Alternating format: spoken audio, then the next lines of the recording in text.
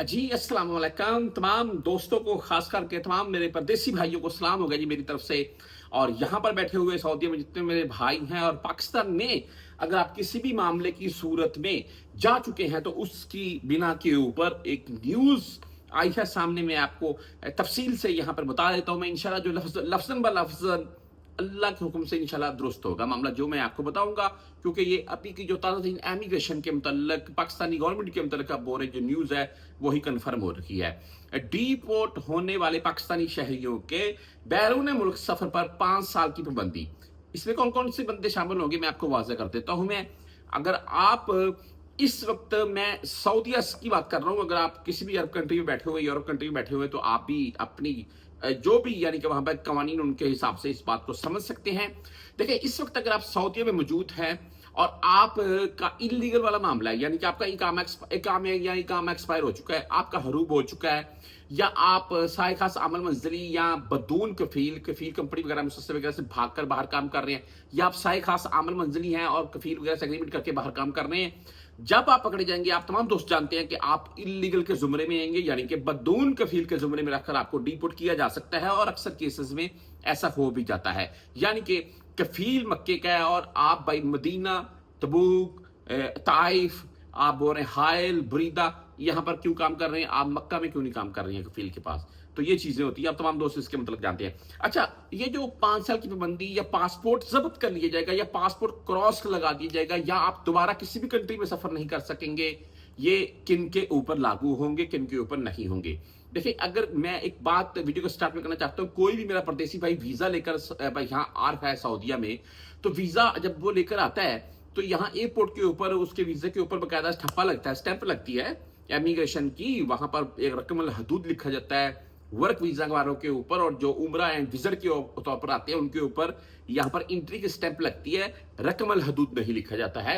यहाँ पर एंट्री की स्टैंप लगी, बंदा एयरपोर्ट से इंटर हुआ, आपने उम्रा पर आए ओवर स्टे कर लिया, आप विजिट पर आए ओवर स्टे कर लिया, आप भाई विजिट पर उम्रा पर आए यहाँ पर भीख मांगना शुरू कर दी।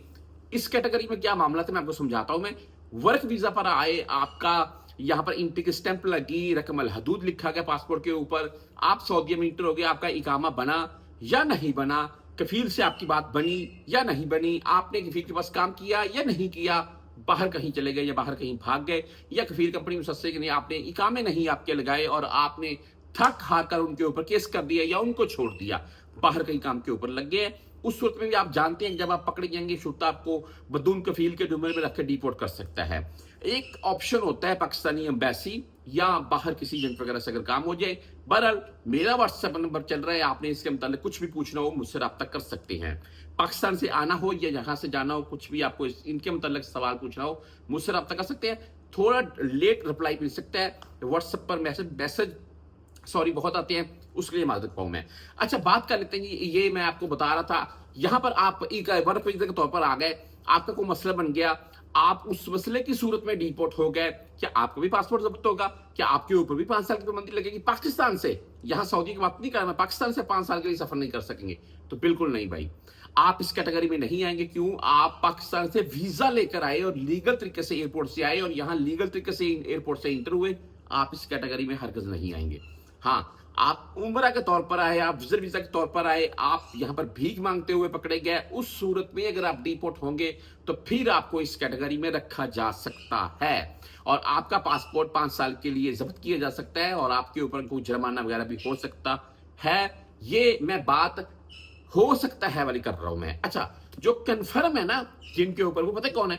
जो इलीगल तरीके से किसी भी कंट्री में दाखिल हो, आप पाकिस्तान से इलीगल तरीके से इंडिया में दाखिल हो जाएं, जब आपने वापस आना है एयरपोर्ट के जरिए, तब आप इलीगल तरीके से सऊदीया आ जाएं, आप ईरान चले जाएं, आप दुबई चले जाएं, आप डिंकी लगाकर किसी और कंट्री में चले जाएं, वहां पर होता यह है कि बात को समझिएगा कि आपका पाकिस्तानी एयरपोर्ट यानी कि इमिग्रेशन के पास कोई रिकॉर्ड नहीं है कि ये बंदा पाकिस्तान से आउट हुआ है और कहां से आउट हुआ है, अभी किधर से गया है, किसी एयरपोर्ट के ऊपर इसका तो रिकॉर्ड ही नहीं है। जब आप वापस आएंगे एयरपोर्ट के रास्ते तो फिर आपको रोका जाएगा कि भाई चाहे आप यहां से लीगल जा रखे हैं, भाई ये आपके फिंगर लगे इमिग्रेशन के ऊपर, आपकी ये एंट्री की स्टैंप है पाकिस्तान में, आपके एग्जिट की स्टैंप किधर है, आप कब गए थे, किस एयरपोर्ट से गए थे?